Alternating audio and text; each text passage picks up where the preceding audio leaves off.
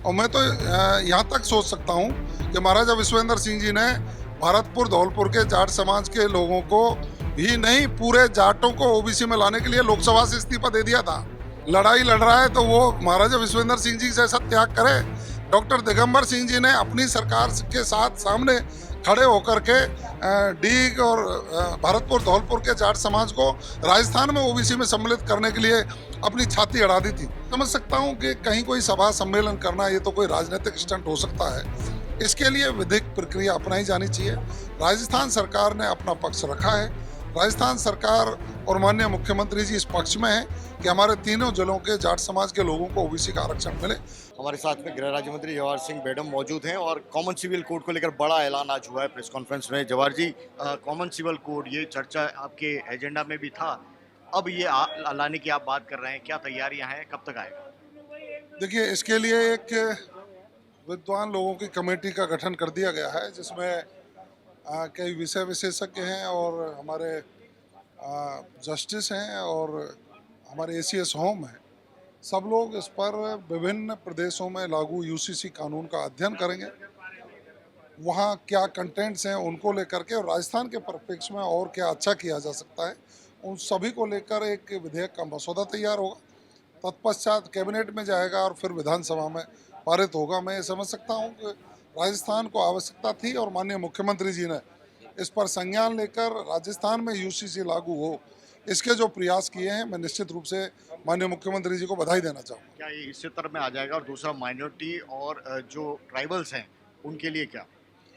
देखिए, जो जनजातीय क्षेत्र हैं उनकी परंपराएं हैं, उनकी जो संस्कृति है, उनको संरक्षित करते हुए, उनका विशेष ध्यान रखते हुए इस कानून को अमली जामा पहनाने का हमारा प्रयास रहेगा। माइनॉरिटी के जो मुस्लिम पर्सनल लॉ है उसमें कई विसंगतियां हैं। उन विसंगतियों को दूर करते हुए समान नागरिक संहिता का मतलब क्या है? समान नागरिक संहिता का मतलब है कि हमारे जो नागरिक है उनको समान कानून मिले। उसकी तैयारी हम पूरा करेंगे। एक बॉर्डर इलाकों में जो इंक्रोचमेंट हटा रहे हैं उसको लेकर एक राष्ट्रीय स्तर पे जो नेता हैं वो आपस में उलझे हैं। ट्वीट किया है असदुद्दीन ओवैसी ने अमित शाह को, और एक कहा कि 250 साल पुराने मॉन्यूमेंट्स हैं, वहाँ जो धर्म स्थान है उनको भी तोड़ा गया, क्या कहिए? मैं समझ सकता हूँ कि भारत में इस तरह का कानून प्रतिपादित है कि हमारे जो बॉर्डर एरियाज हैं तो वहाँ की संरक्षा, वहाँ की सुरक्षा, वहाँ के हर तरह की व्यवस्थाओं को ध्यान में रखते हुए जो अतिक्रमण है बॉर्डर एरिया पर, जो संरक्षित क्षेत्र है उसमें ये अतिक्रमण है, तो वो कोई भी हो, देश की सुरक्षा को मद्देनज़र रखते हुए वो अतिक्रमण हटाए जा रहे हैं। तो मैं समझ सकता हूँ कि हर किसी को समर्थन करना चाहिए कि एक तरफ वो लोग कहते हैं कि हम भारतवासी हैं और दूसरी तरफ भारत की जो संरक्षा, सुरक्षा और भारत की समरूपता के लिए कोई काम किया जाता है तो वो विरोध करते हैं।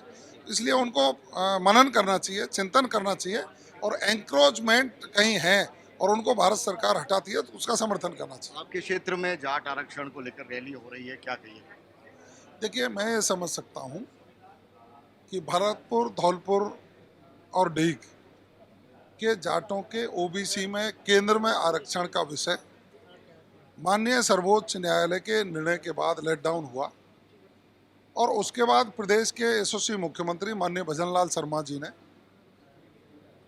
राष्ट्रीय ओबीसी आयोग को एक पत्र लिखा, और पत्र लिख करके हमारे भरतपुर, धौलपुर और डीग तीनों जिलों के जाट समाज के लोगों को ओबीसी में आरक्षण देने की सिफारिश की।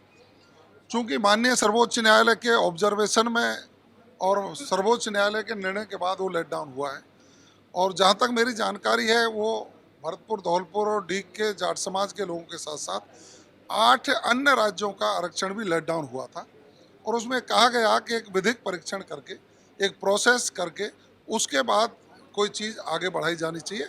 तो मैं समझ सकता हूँ कि कहीं कोई सभा सम्मेलन करना ये तो कोई राजनीतिक स्टंट हो सकता है। इसके लिए विधिक प्रक्रिया अपनाई जानी चाहिए।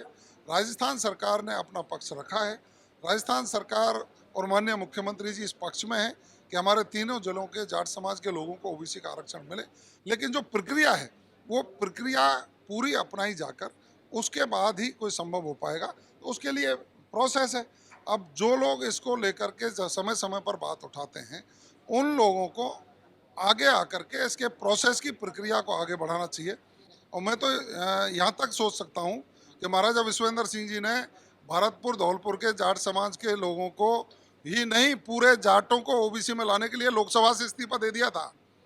अब यदि कोई लड़ाई लड़ रहा है तो वो महाराजा विश्वेंद्र सिंह जी जैसा त्याग करे। डॉक्टर दिगंबर सिंह जी ने अपनी सरकार के साथ सामने खड़े होकर के डीग और भरतपुर धौलपुर के जाट समाज को राजस्थान में ओबीसी में सम्मिलित करने के लिए अपनी छाती अड़ा दी थी। कुंवर नटवर सिंह जी ने माननीय अटल बिहारी जी वाजपेयी साहब से बात करके किया था। तो मैं समझ सकता हूँ उस उनके पदचिन्हों पर चल के सकारात्मकता से किसी चीज़ का समाधान करना चाहिए, ना कि अपने समाज को राजनीतिक दलदल में घसीट करके कोई दूसरी चीज़ें करनी चाहिए। जाट समाज की वहाँ आवश्यकता है और उसको आरक्षण मिले, ये राजस्थान की सरकार चाहती है। एक 5 चुनाव को लेकर क्या कहेंगे लास्ट एक चलते हैं? जो एक 3 ध्रुव बने हुए हैं, जी। एक वो लोग हैं जो इसके जो नेचुरल बहाव है, जो प्राकृतिक बहाव है, वहाँ गंभीर नदी में पानी चाहते हैं, वहाँ समय समय पर खोला जाना चाहिए। एक वो लोग हैं जो बांध के आसपास के लोग हैं, उनका कहना है कि हमें भी पानी मिले। और एक वो लोग हैं जो कमांड एरिया के लोग हैं। अब तीनों ही किसान हैं, तीनों को ही पानी की आवश्यकता है। अब उसके लिए सभी वरिष्ठ लोगों को सकारात्मकता से विचार विमर्श करके इसके समाधान के रास्ते खोजने चाहिए। सरकार ये चाहती है कि सब किसानों को पानी मिले, समय पर मिले, और उसके लिए सरकार प्रयास भी कर रही है। जैसे बांध के आसपास के लोगों को लिफ्ट से पानी जाना है, 50 करोड़ रुपया माननीय मुख्यमंत्री जी ने सैंक्शन कर दिया, उसकी डीपीआर बन रही है, टेंडर होगा, काम चालू होगा। कमांड एरिया में अक्टूबर नवंबर के महीने में पानी चाहिए, तो तब तक हम काम शुरू कर देंगे। संभावना है कि उनको भी पानी मिल जाए।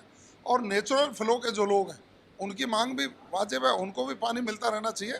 सरकार तीनों पर चर्चा कर रही है, सभी प्रबुद्धजनों से चर्चा कर रही है, हम सभी के संपर्क में हैं और इसका जल्द समाधान निकाल दिया जाए। शुक्रिया बात करने के लिए। तो जवाहर सिंह मैडम है, उन्होंने अपनी बात रखी कि किस रूप में सरकार कॉमन सिविल कोड लेकर आएगी। पांचना बांध और जाट आरक्षण को लेकर भी उन्होंने अपनी बात रखी है।